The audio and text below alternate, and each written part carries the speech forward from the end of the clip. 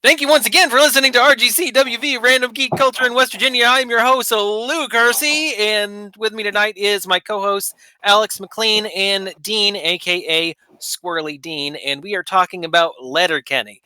Quite possibly the best show on Hulu and on Crave and on whatever that Australian network is. I don't know what it's called.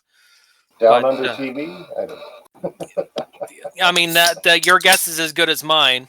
I had it once, and now I've lost it. That's been a couple seasons ago that they opened up in Australia. Right. And I tell you what, when the show first came out on Hulu, when they first announced it, all the seasons and continuing, I saw the show and I was intrigued, but I was like, yeah, I don't know. I mean, it's just, to me, that was a bad advertisement of what the show is. But in the same respect, I'm like, what could they have possibly done other than just try the show out? My first exposure of when I wanted to start watching the show was Squirrely Dan's relationship cold open, the one where they're tossing the ball around. And the relationship took a hard left turn that I have yet to recover from. Oh man, that was a fantastic cold open. Yeah, that whole just hucking the ball around. So you were hucking your ball around with your friends the other day. Yeah. She considered that I might need some attentions paid to my butthole. To my butthole. We finally get to meet her in season 8. Yeah, which that was kind of cool.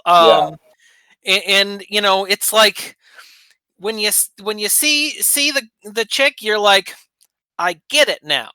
Yeah. And that kind of makes me think, did they have that scene crafted far before they had anybody in mind? And after they crafted that scene, they're like, well, if we ever want to do this, we're gonna have to find somebody that fits that description. Yeah. She actually, I don't know if you watch The Expanse. I do. She was first the new season. the new president on the latest season 4. So. Oh man, Expanse is so great. It is such a fantastic show. Getting back to the show. So I'm for the people that may not be familiar with the show, and we are definitely all saying that you should go watch this show. So setting the stage for the show, it is, you know how Roseanne is almost a love letter to the lower class. I feel like this show is the love letter to the rural community. I grew up in southern Maine, which, as far as like longitude, latitude, whatever, it's almost even where Letterkenny should be, because I mean it's based on a fictional town. No, it's actually based on Jared Keeso's birthplace. Right. Of Stillwell, Ontario. It's because at first it was a Twitter account, and it was Stilly Problems or something like that, and it just went from there. And then they renamed it to Letterkenny. They started shooting the web shorts. If you've gone and seen any of those, I have seen some of those. Yeah, the hockey ones are really good. Yeah. So yeah, it's just, I mean, that's where it really, this TV show just kind of shot off from the web shorts, and the thing with it's the Hicks versus the hockey players. That's kind of where it's all really, that was the nugget of the beginning, and they can carry that on into the first episode with the hockey players, and then Wayne and Derry sitting down there next to the produce stand. And just I see the muscle shirts came today. Muscles coming tomorrow. Just that whole thing. So yeah, that first scene that they brought in is what hooked me, and I've been a fan ever since. Now, Alex, do you want to tell Dean the series of episodes that got you in on the show? The first episode that I watched that I really enjoyed was a more recent one, Dick Slip Out. The dick slip out, The yeah. Dick Slip Out. I thought it was pretty entertaining that they really took one joke. The whole episode has one joke that they repeat over and over again, Yep. and it doesn't get old the entire No. time. Their last name is Dick. They're the Dick family. His wife's name is Anita Dick, and they've lost their Chastity and their their charity. their children, Chastity and Charity, and they come before you, dickless, searching for their lost dicks. Yes. And then, of course, we got season 8, where they Yeah. had the what was the name of that episode? That Um, that was oh gosh. oh, the Holy Sheet. Yeah, Holy Sheep, right? So yeah, where we find out, where Derry starts the thought that, well, Noah first comes up and I need your help at the Dick Farm once, because he's got some problems. He needs some help doing man stuff that only men can do, and so A proper Wayne, hand job. right?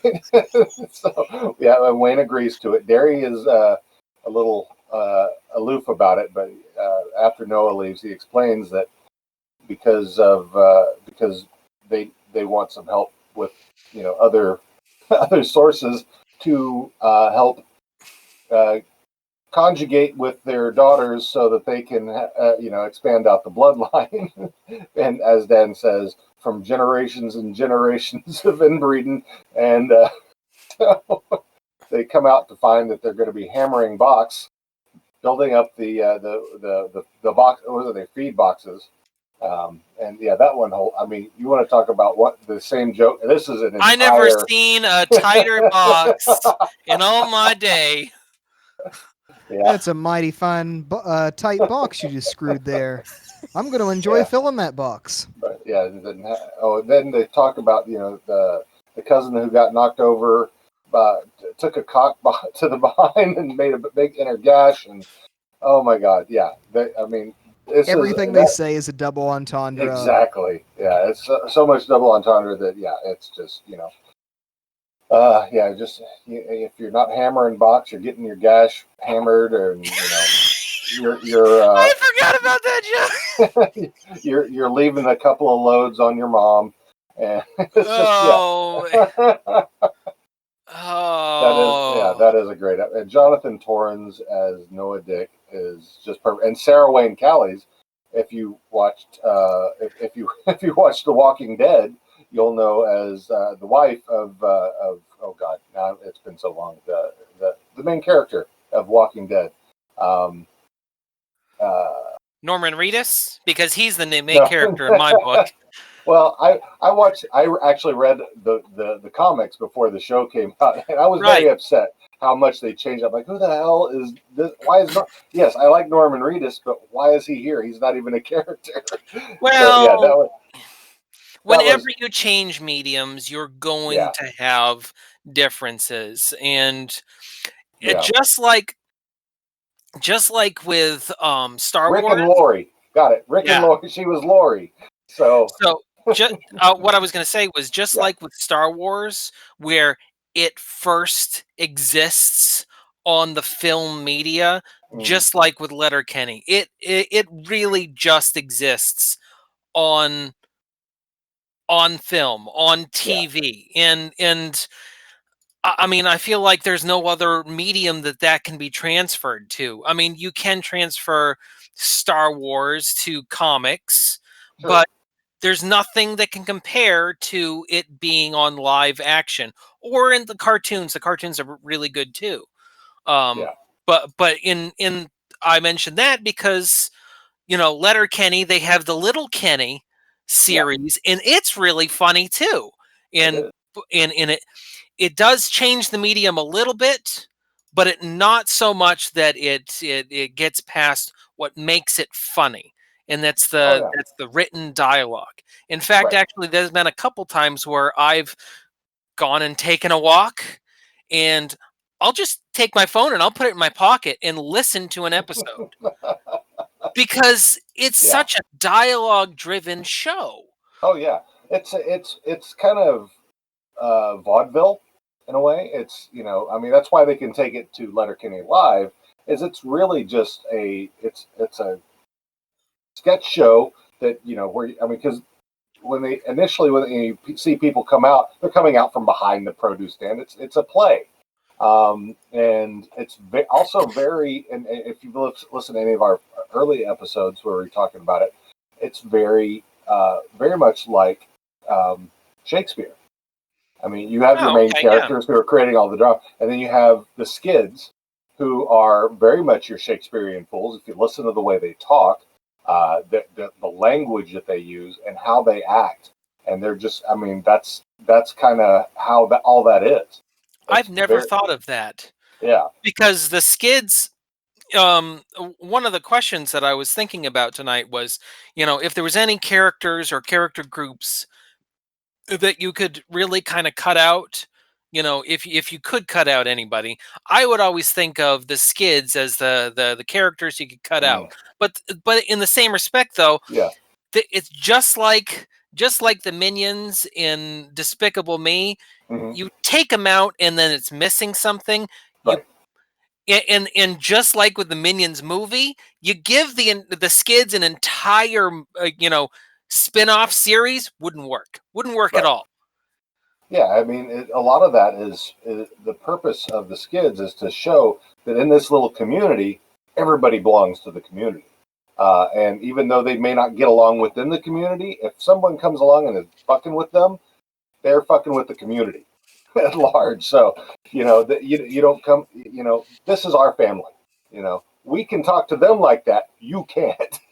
So, I mean, and that's kind of what the first season was, when Tanis came around, and wanted to take on the skids because of their, skid like dealing. at Yeah, the at the end of it, Wayne came and took care of it. This is our community. This is where we live.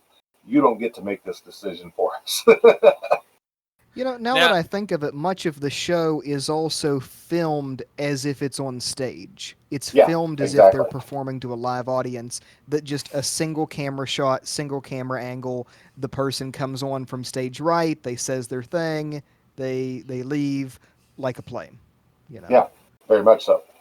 And I think that's kind of what makes it great to watch is you're not having to. There's not a lot of stuff. It's dialogue, usually very dialogue heavy. If it's not, I mean, they use music a ton to help tell the story. And all the music, if you didn't know this, all the music is chosen by Jared Kiso himself for each episode. I So didn't know that. yeah, so he has picked everything. I want this and this up. This up, and and one of the writers, Trevor Risk. He and Kiso are buddies, and they met because Trevor Risk used to be a DJ at this bar that Kiso would go to, and so Kiso helps him find music, or will say, check out this band, and then Kiso will listen and yeah, they're awesome. I'm putting them on there. I'm going to see if I can find a place for him. So yeah, Kiso is such. I mean, a guy who originally wanted to be a hockey player, and so yeah, when you see him out as Shorzy, or when he's shooting, just hitting pucks with Sturt, Sturt. they are, yeah. he is actually a very good hockey player. Just he wasn't quite good enough to get up to the professionals, so he settled on acting. So he's, Am I the only one that misses in season 1 and 2 Stuart? that's because of Devin. Yeah. Yeah, whatever happened to him? Apparently, there was something that happened in the background, and he chose to leave. There's Mm. one of the, I think in the season one, and I think it's just a season one or DVD set. There's the commentary where they're talking about it, and there's something said in the commentary where that he chose to leave, and they wish him the best. That's kind of all that was said. and Right. so I think something happened, and that's all I really know. If I know anything about it, is just that which was said on the commentary. So, I was actually wrote down a few things for this evening. So, quick going around. What's everybody's favorite secondary character? Not the original four, and not Jonesy or Riley. Um, I would accept the Skids or anybody like that. Who's everybody's favorite character? Tannis. Tanis. Tannis has got the big Tannis energy, and yeah, I love her. I adore her. I mean, aside from that, Marianne Betty, and you get those as a package deal. So I love them too. I've interviewed both of them, and they're both awesome people. What about you, Alex? I'm maybe gonna make you guys mad. I don't love any of the secondary characters. Like the main cast, whenever they're sitting around talking about stuff, those are the parts of the show that I like. I don't love the rest of it. I don't know. My favorite character is Squirrely Dan. Oh yeah, yeah. Out of all, yeah, Squirrely All of Dan, his weird speech mannerisms, yep, and his just Which he's wokeness. the only one that's a professional comedian. True. right. Well, except He for has. Jonathan Torrens when he Oh, comes in, and Right. so yeah. But yeah, you're right. I mean, for me, it's Glenn. I love, I I love, love Glenn. I love Yeah. Glenn. And actually, that was probably the only thing that I would change about this last season. We didn't have enough Glenn. In fact, I don't know if we had any Glenn. The last season, I have to think. Yes, he was in Yard Sale, Oh yeah, Yard Sale that's right. Saturday. So yeah, he was in there. Yeah, but, And I mean, addition, oh no, there is one more. There is one more, one more stand-up comic. Uh, Coach. oh well, that's embarrassing. Fucking embarrassing. Yeah, he's yeah. Mark Forward is brilliant. Bard. Yeah. I cut back on my carbohydrates. This still Man, has no that was lumbar support. that was another episode where they just him. I mean, Yeah. just his part. They had one joke and they just kept running with it. Oh And yeah. so I was on Instagram here not too long ago about it was a Letterkenny post, Mm. and when I made that post, it was like 10 times more successful than any other post I had ever done. Which everybody loves Letterkenny. Oh I yeah. mean, myself included. But anyway, this one guy, he was saying, I really have to know what happens to Dirks. And I Cheers. was like, if you're worried about the plot of Letterkenny, you're doing it wrong.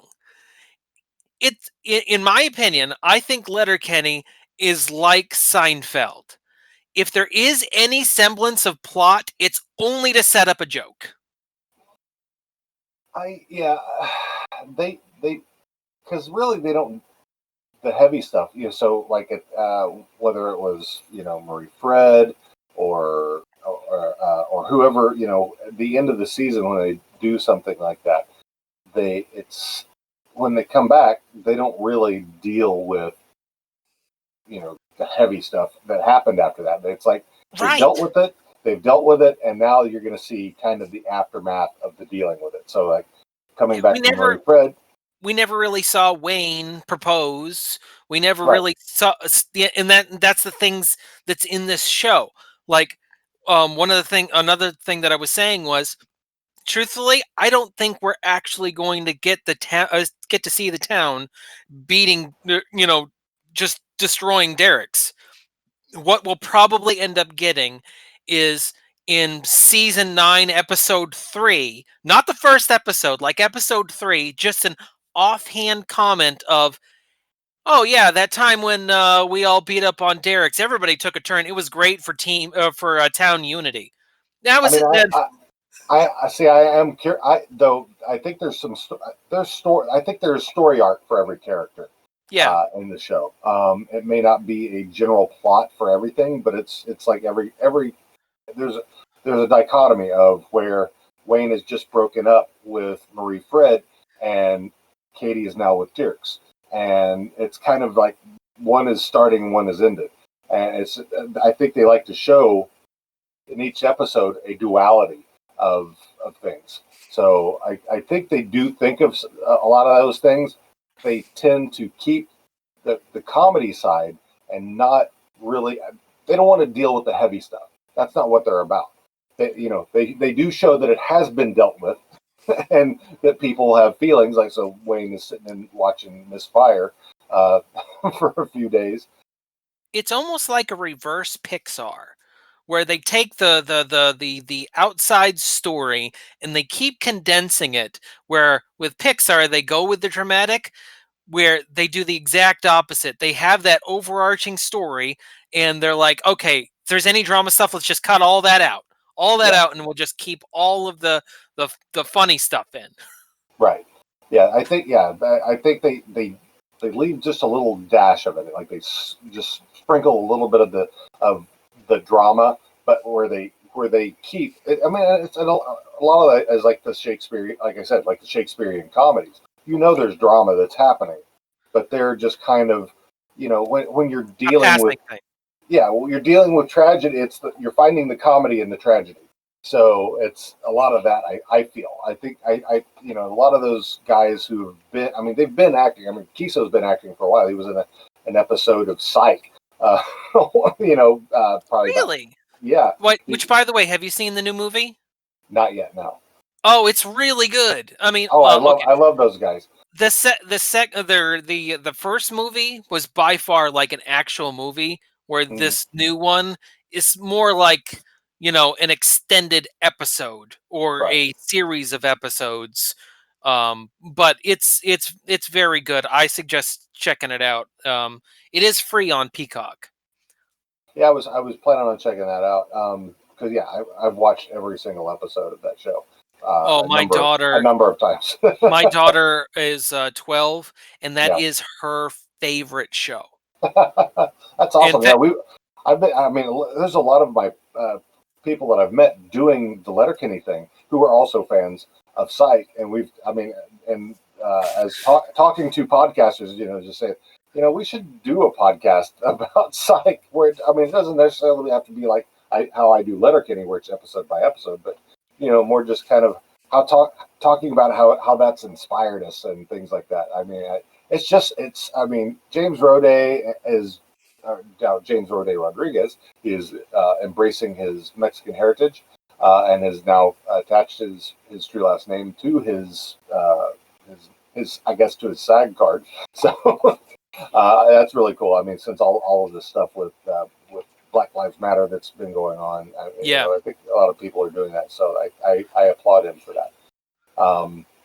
But yeah, that whole the brotherhood between Sean and Gus. I mean, it's been all those years that they did it, and now are still doing it, and they're still kind of best friends. So I like that, and that's the same thing I like about Letterkenny is it's a brotherhood, it's a family, they in both shows they make fun of things, but they don't punch down. They're not bullying, and that's one of the things that I loved about listening to Kiso talk is that we don't like bullying.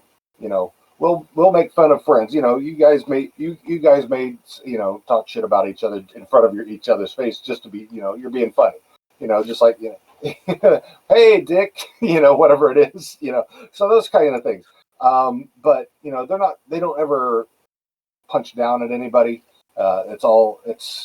It's kept above that. If anybody is trying to take power, the degens, and just as an example, that they come across and say, no, we don't accept this. We're not taking this kind of activity, this kind of action against anybody, because that's what the degens do. They bully people. They do stupid shit. They fuck around and hurt things, and they don't allow it. especially coming in from you are not from here. This is not your town. If we have our way of doing things, and you ain't it. So,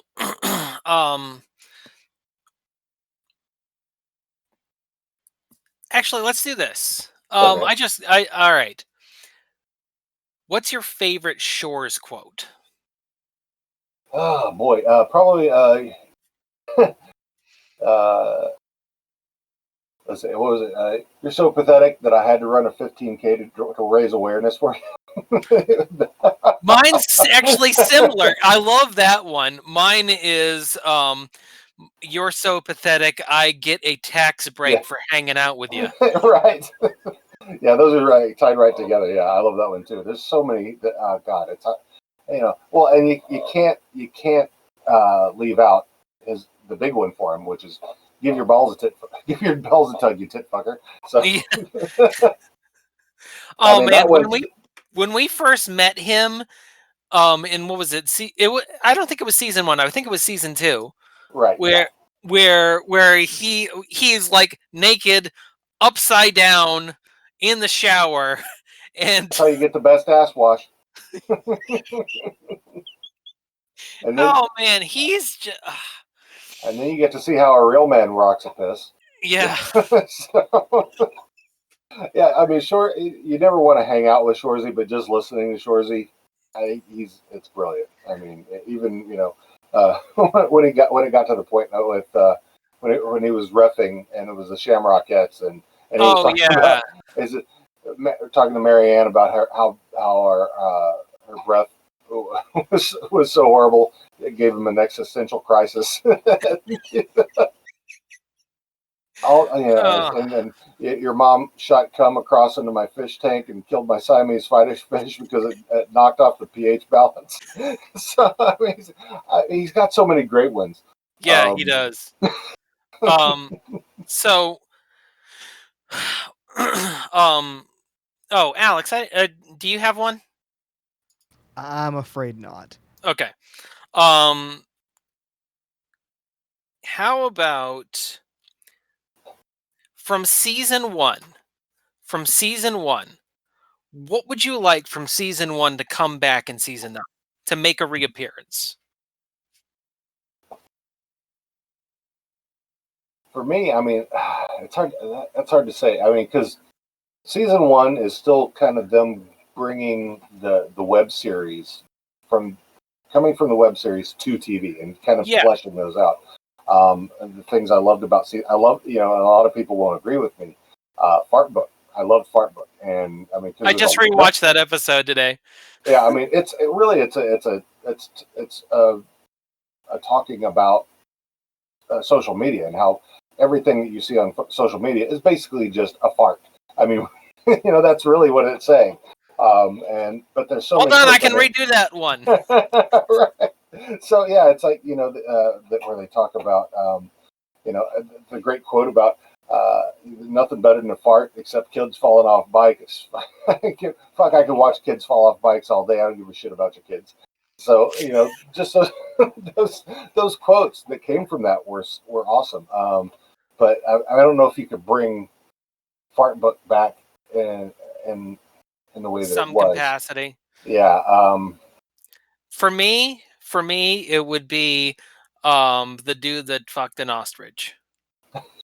I Yes. would love if they somehow worked Ginger and that Boo. back in. Well, now Allegedly. we had an interview with Trevor Risk, one of the writers of the show, and we got to talking about that on our interview, and the wrench that we wanted to throw in that, and that he talked about throwing into that, was that he was it was him that's actually the ostrich. He's just a guy named, and that's his nickname is the ostrich. And he comes onto the show, and it's and so they were always right. He fucked an ostrich, but he's the ostrich, and I think we're talking about him coming out in drag. Basically, he wanted to be a drag performer. That's funny. Oh, that interview with him was brilliant. He's brilliant guy. You should. I mean, if you haven't checked it out, you should listen to it. I mean, I had one of the people that we had as a co-host on one of our shows. He said he was listening to it, and he said as he was driving to work, he had to pull over to the side of the road when they got to that part because he was just laughing too much. I mean, yeah, that was a fun episode. So yeah, Trevor Risk is brilliant. Great guy. Okay. Yeah, we already talked about that. We already did that. Oh. Favorite Dan quote. Oh, that's easy. If I hear one more heckle, I will staple your tongue to your tape so you can watch me kick your ass. That is my favorite. That's from the Letterkenny spelling bee, the adult spelling bee. Yeah. Oh, I forgot about that episode. That was a good one. If I hear one more fucking heckle.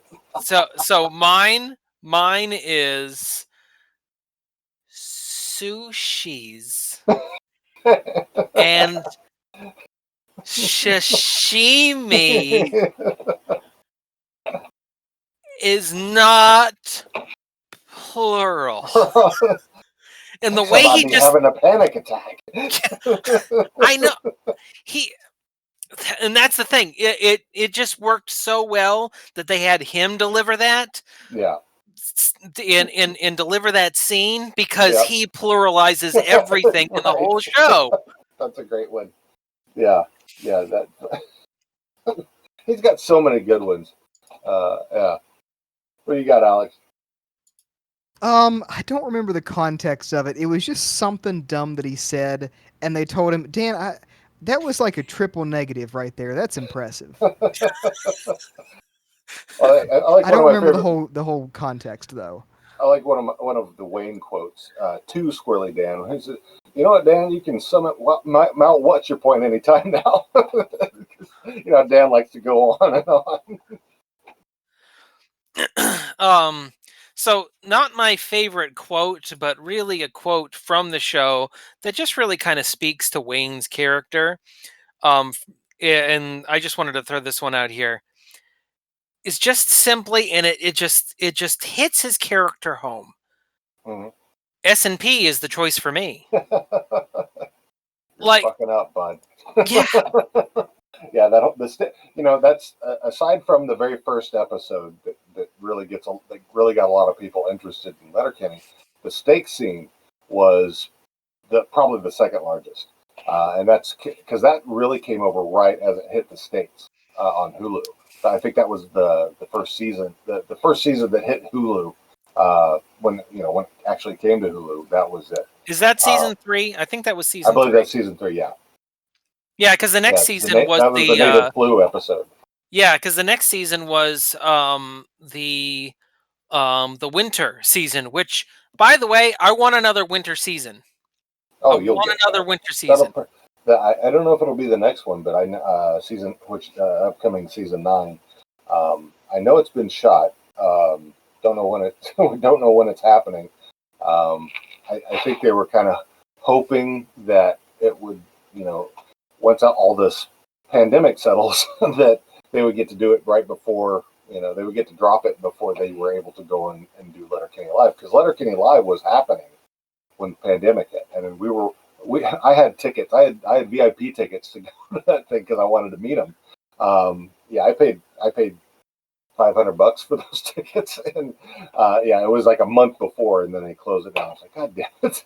So, and if they're able to, get it going again, that's that may be when they're doing it, unless they realize that maybe it's just not going to happen for a while. But the last I heard, and I don't know if it was from.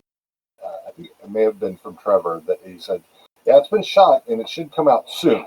But that was back in, I think, May when we talked to him.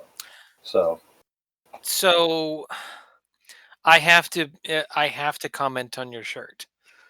Oh, I have to comment. The IT crowd. Quite possibly one of the best British comedies that's come out in a long time. Agreed. I love that show. Alex, have you seen all of that show? I don't think I saw the last season of it, but I've saw about half of it. My favorite episode of that whole show is Proper Men. The I don't Proper Men. remember. Proper I men. don't remember the names of the episode. I think mine is the new emergency phone number. Oh, 881, whatever that long number was. 999-415. Proper Three. men's the one where like they're like feel like they're not being seen as men at the local pub, Oh. and they need to Have you like seen that practice. did you see that ludicrous display last night? Bunch of wankers, Oh, you know. the guy's got the ball and he's kicking it over there. Now it's oh no, the other Oh, person that's has it. exciting. Now let's see what happens. That was an unexpected turn of events. Yeah, Moss is great. I mean, yeah, I love his version of this, which is, have you tried forcing an unexpected reboot? Uh and really the pinnacle of that show was actually, I think, one of the it was like mid-series was when there was the bomb bot, and they see the bomb bot, and they're running the bomb bot with the laptop, and he goes, "It's frozen," and he goes, "Have you tried turning it off and off again?" And then he goes, "What operating system is it?" And he's like, "Uh, Vista." And then Moss goes, "We're Windows going to XP. die, Roy." Yeah, that was a brilliant show. I love Maurice and Roy in that. I mean, just Now, how did you see the English adaptation? The pilot for the English you mean adaptation? the American one? Yes. Yes, yeah, Yeah. because they still used oh god, Yeah, they Richard still use Iowati. they Richard they still Iowati. use Moss, but Yeah, they change Roy, and I was to like, Joel McHale. that is a total mistake, because I mean, the guy that plays Roy, Joy McHale, he was great in Community, but Yeah, he is not a Roy at no, all. no. He's too. He's number one. He's too good looking. he's he play. I don't think he can play dumb enough. Like socially dumb.